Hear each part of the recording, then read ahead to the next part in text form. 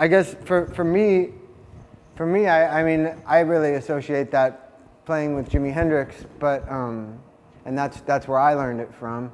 When I was a little kid and I heard Little Wing, I remember going to some like in Florida at the summer. I went to some Indian get-together picnic. They had like an Indian band. It was on an Indian reservation, and the band there played Little Wing, and I remember I thought about it a lot, and I decided that nobody could possibly know how to play Little Wing. Like I felt like that it's in the category of impossible to play. And I saw this guy play it, and I just couldn't believe my eyes. Like this guitar player up there was playing it, and I really felt like he was doing the impossible. So that kind of playing, it took me a while because it exists on so many levels. You've got the chord being played, and then you've got a sort of a lead part going on top of it, and then you also get on top of the lead part these extra strings that are being barred that are on the high strings.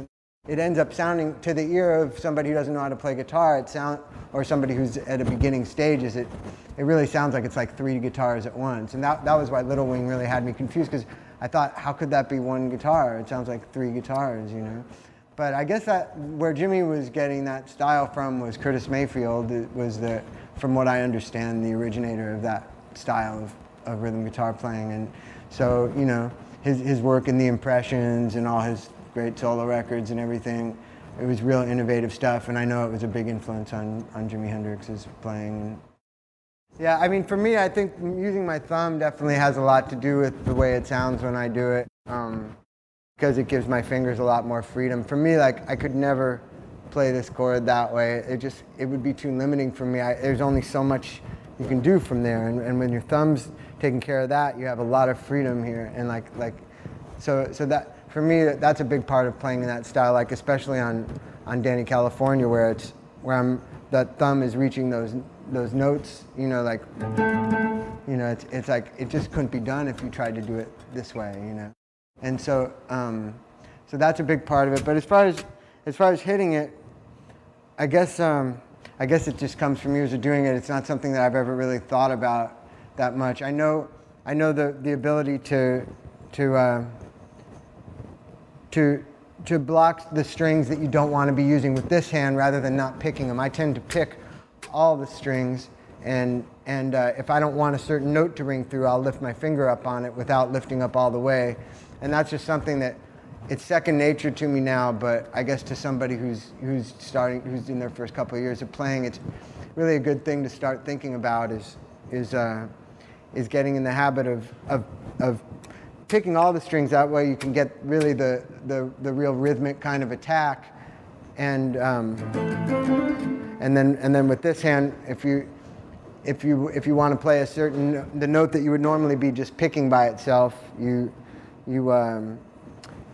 basically block every other string from making a sound if you just want one string to sound through, and you just get in the habit of muting the strings that you don't want to hear rather than not playing them.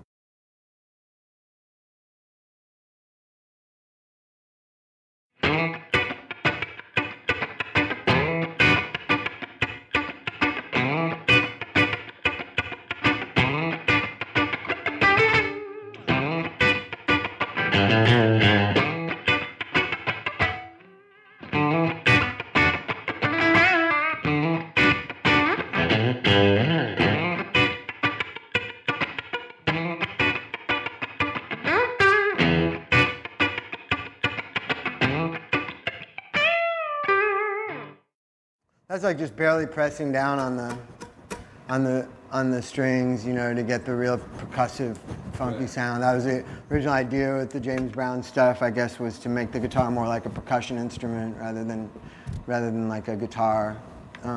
So it's basically just not holding, just barely pressing down, kind of making it so it just makes more of a percussive noise. So you just don't press down all the way. For me, that kind of playing has everything to do with just making sure that your right hand can just be really precise with stuff like that and just be really deep in the groove.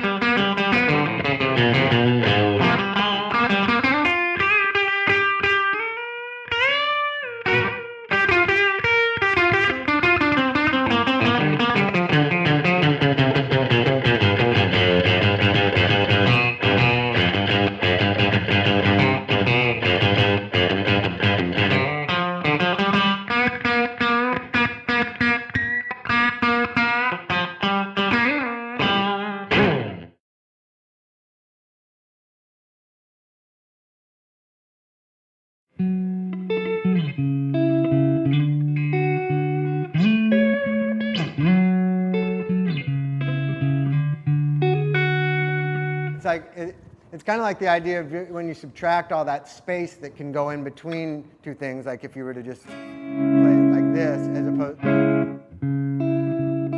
it just creates this dimension to it, because then you've got a high thing and a low thing, and it's basically like two things rather than just playing a chord, which makes it just like one thing. So it was a good way to play acoustic guitar and to be able to kind of improvise with myself, because I could kind of send my head in two directions at once, you know?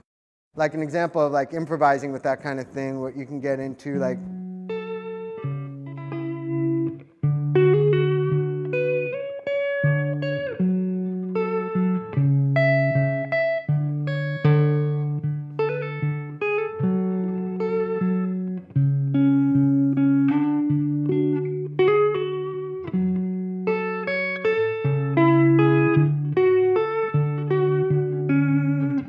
you know, so you can just sit there and have fun with yourself, kind of be the bass player and the guitar player at once, you know.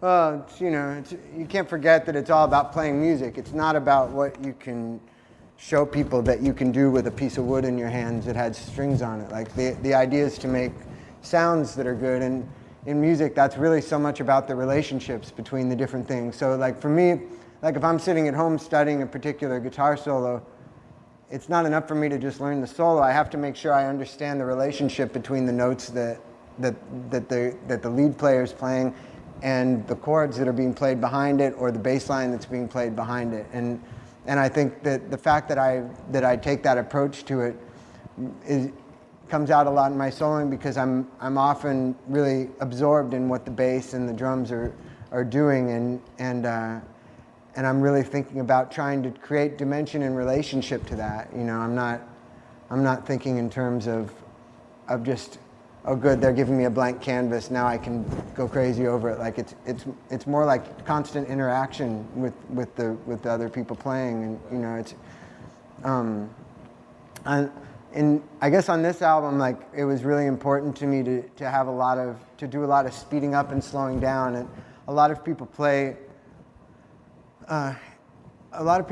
sort of straight up and down, and there's like an invisible, like if a song's tempo is like this, there's like a 16th note grid that's invisible that,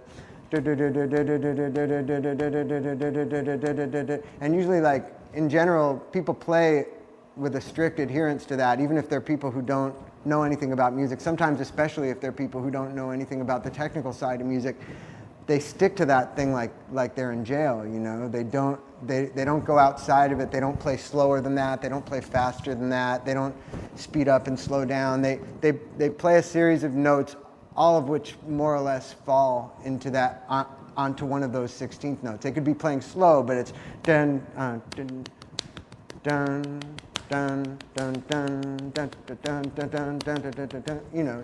So yeah, so the idea for me, like with a lot of the playing that I did on this album, was to really go outside of that and to not pay any attention to that at all. And even when I am playing things that are on time, as far as being 16th notes, I'll try to lay back on them or try to push forward on them. And if I'm doubling a guitar, I don't try to double it exactly. I like to have like on that thing on Danny California where it's going. If you listen, the one on the right is playing, I think it's, one of them's playing right on time, and the other one is playing a laid back version of it, and they create a cool stereo effect like that. I just didn't want to be straight in any way, so for me, like my playing, Chad and Flea did a lot of like experimentation with me in the studio, just sort of playing in a style where the guitar is more talking over the music, and it's finding its own groove in the music, other than what the bass and the drums are laying down, you know.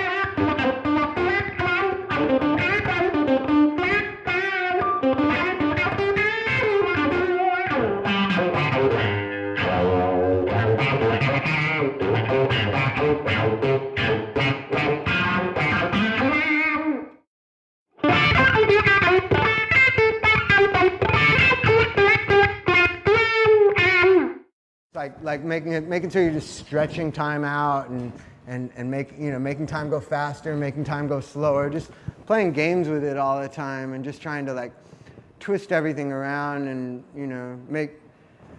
just try to bend the fabric of reality, because it's a lot, it's a lot easier to do with a guitar for me than it is with talking to somebody or